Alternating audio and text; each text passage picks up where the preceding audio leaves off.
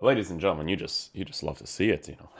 It's kind of funny because it's like it's almost like it's a kind of like a publicity stunt at some point because Benjamin Mendy only tweets about it once Michi Batshuayi does. It's like not really a coincidence because here's the thing: Michi Batshuayi's tweet had a lot of traffic on it, right? But I'm sure that even when Benjamin Mendy saw someone else do it and he experienced it himself, he's kind of like, "Yo, what's going on with this whole situation?" Right? So he obviously tweets it in French. But he's basically saying something along the lines of the connection in FIFA. So I don't know what this is. How the connection EA FIFA France. So it's kind of funny because it's like you already know that he's talking about the connection from EA, and it says the online difference online, the never seen. So obviously the translation is not great, but I guess he's comparing la difference en ligne or ligne. I guess he's comparing the gameplay offline to the gameplay online, right? Where the offline experience just feels better than the online experience because of the delay. So yet again, you have another pro player tweeting about the servers from EA, but you know, that's none of my business. So I have some notifications from you guys. You're not toxic, you're speaking the truth. Oh, yeah, this guy's a nice little supporter right here. We have another tweet from Aggie saying he's stepping a bit down competitively for a while is the best decision I have ever made in my career and has been timed amazing considering the current circumstances. The game and the inconsistent gameplay, etc., etc., is worse than ever before, and no one can change my mind about that. It's funny, right? Because here's the thing: is that when your boy used to talk about this stuff back in the day 5 years ago, never used to have people backing me up, but now that there is competitive FIFA, right? Now that there's competitive FIFA and things are a little bit more specific, now people are calling it out.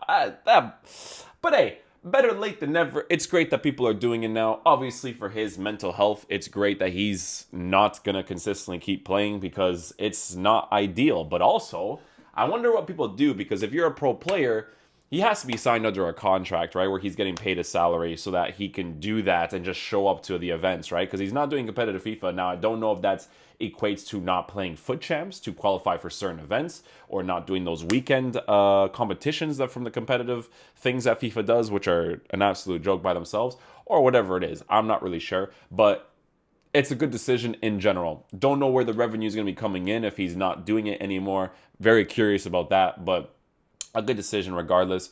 And then I think I think that was pretty much it. I wanted to talk to you guys about something. So I am going to be starting a merch store on Design by Humans. I was looking around different websites and whatnot in regards to making merch because I wanted to try to get merch for you guys that, you know, if you paid for the longevity of the shirt or the sweater is good and, you know, it lasts a long time and whatnot.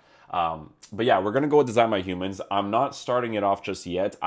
They told me recently that they're working on this new print, so that the longevity of the clothing lasts longer, right? So I am waiting on that, but we are gonna get that started soon. An example, and I wanted your opinion on this, guys. An example of what I wanted to go with is just something like this, right? So you guys know how my new logo is, right? This is obviously too big, but this is just an example. This is something that I just put on randomly, right?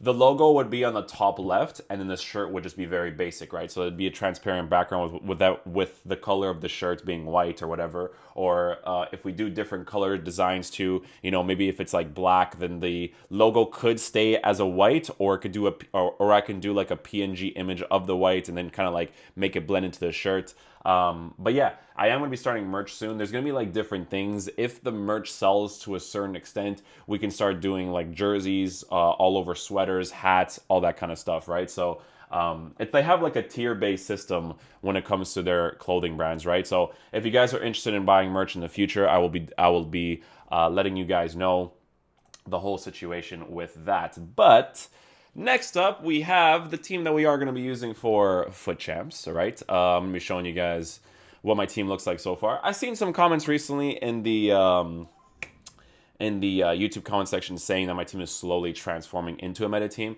It's not really in regards to that. It's just that I am trying to play with players that are usable. So I had to remove Saravia from the team.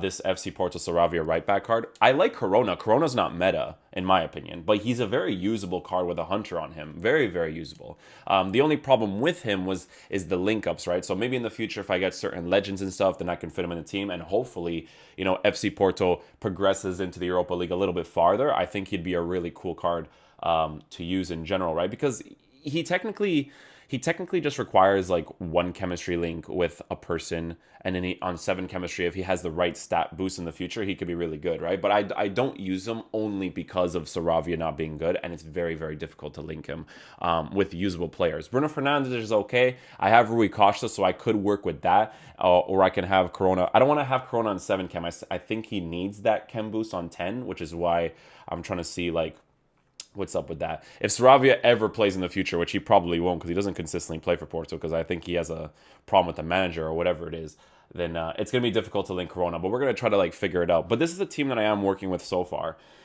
Right now for this team, the future upgrade that we will 100% be making, it's not an upgrade. It's just because it's a player I like.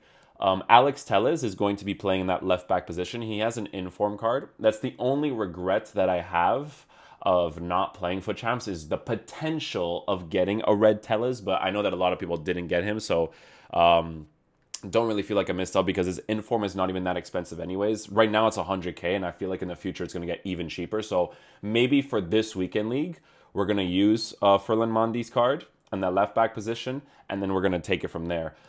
In the future, I think William Carvalho, no matter what upgrades I make into the team, will stay there because there's not that many Portuguese or FC Porto players that are like great midfielders unless they get like informs. Like the only person I can see being replaced into the squad is Danilo Pereira for De Jong. But Danilo Pereira needs like an inform or two or a special version of a card for him to be usable because he doesn't really feel usable right now. William Carvalho is not meta, but he's usable, right? Not meta because his dribbling is obviously not the quickest and stuff because of the agility and balance being very low, but he feels very usable in games. The same thing with like James Rodriguez, Hulk and stuff, right? Like I really regret not getting the Scream Hulk card, but William Carvalho is a very usable card. He has a 4-star weak foot as well, right? It's fun to use him because of that, right? So I think he's going to stay in my team for the foreseeable future. I don't really see myself replacing him specifically. But yeah, with this team, Longlay's a difficult one because obviously I need like Portuguese links in certain areas. Maybe if Rui Patricio in real life gets like an inform of some sorts, we can take out Ter Stegen and put Rui Patricio in there. But Alex Telles is a 100% option to put there because the chemistry link would work perfectly fine with him. Nelson Semedo is great, Portuguese player on that right side. Pepe maybe from FC Porto, if he gets like a boosted card, he would be ideal too. But I'm going to show you guys an example of some future upgrades that we could be making in consistent gameplay. Lol. I think it's this one right here. So obviously these are meta players, but these are players that I enjoy in real life. Just ignore the Alex Telles thing because I can do that whole thing with Rui Costa or Eusebio or whatever it is. Gonzalo Guedes, I'm really hoping they give him a new card in the future, maybe like an inform or something, because I really do enjoy using this card. I think he's a ton of fun to use. Very, very, very usable in game. The rest of them, Luis Figo on that right side, I think it's right now, like if I'm actually looking at a team, my upgrades that I want to do firsthand is Alex Telles first, and then Luis Figo off to that right side, so we can take out Dembele and put Luis Figo in there. And then obviously Eusebio and Ronaldo are in there. I'm probably never going to get them. It really depends on the gameplay content that I get. Maldini, big fan of him in real life. But this is just for what the teams are like right now, right? So again, with this team, very simple. I can just change it to like a 4-3-3. So something like this, right? And then like Eusebio could be playing over here. Gonzalo Guedes would be playing over here. It works perfectly fine, really. De Jong is here just for the sake of being here for now. But in De Jong's position, I really hope that they give like a chemistry style to, or a boost to Danilo Pereira. What I'm also hoping for with center backs, and I feel like you guys are gonna get this too, is so. In the Greek league, there's Ruben Semedo, right? So Ruben Semedo, this guy's a dude that like went to jail and stuff for something, I forgot what it was. But if he were to get a league SBC of some sorts, right? Where's my camera for this? A camera right here.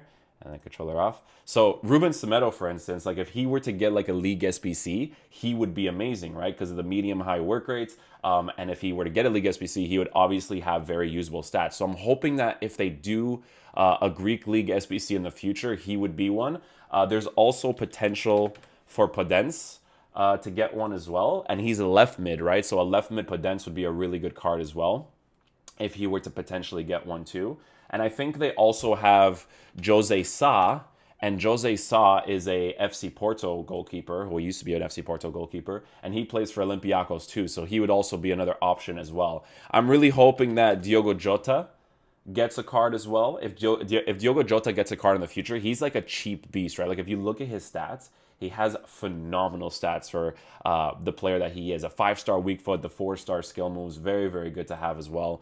But also, there's a big one in Gelson Martins, right? So if Gelson Martins, this card right here, I might actually have to grind for. I don't know how I'm going to do it, but he is a really good Portuguese right mid to have in the team. If you look at his stats, his dribbling is already quite nice, so I would probably boost up his finishing as much as possible. I think Deadeye would give him those boosted stats, so you can see that Deadeye gives him plus 15 finishing, plus 10 shot power. Or I would give him like a marksman or something to make his dribbling as responsive as possible, as well as giving him, you know, some shooting boosts here and there. I think since his dribbling is already quite nice, there's a card that gives him passing, shooting, and dribbling, but it doesn't touch his finishing. And finishing is obviously something that I care about a lot. But I think if I were to get this card in the future, potentially, I would give him a Deadeye to give him the good shooting stats, because his dribbling is already going to be quite nice, considering that he is 5'8" with high medium work rates.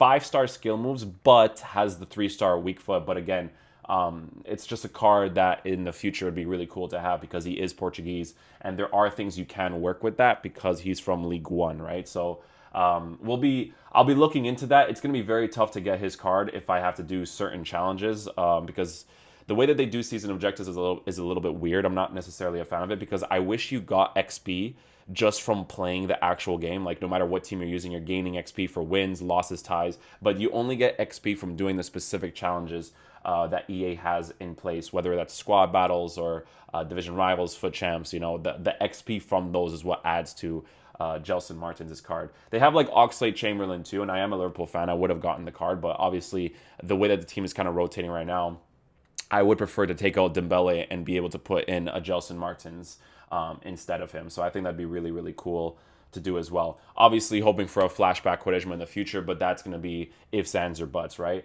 Left back, I know that they have Nelson Semedo, but Nelson Semedo has the inform card, so I could put him off at left back too, but I'd rather use Alex Telles, because Eder Militão is an FC Porto player. So it doesn't really matter if I got Nelson Semedo there, because I really like Nelson Semedo on the right side more than most players in this game. But that's pretty much it. That's going to conclude the video for today, guys. Thank you guys so much for watching. Let me know what you guys think about the potential merch design for the future, potential upgrades for the team, and about Benjamin Mendy's tweets. Hopefully, you know, if more professional footballers in real life were to tweet about EA servers, that'd be great. As you know, they won't bat an eyelid, in my opinion. They'll still make their money regardless. But it's just cool that more and more people are seeing it nowadays in regards to the inconsistent gameplay issues, right? So thank you guys so much for watching. I'll catch you guys for the next video. Peace out, my dudes. Love you guys.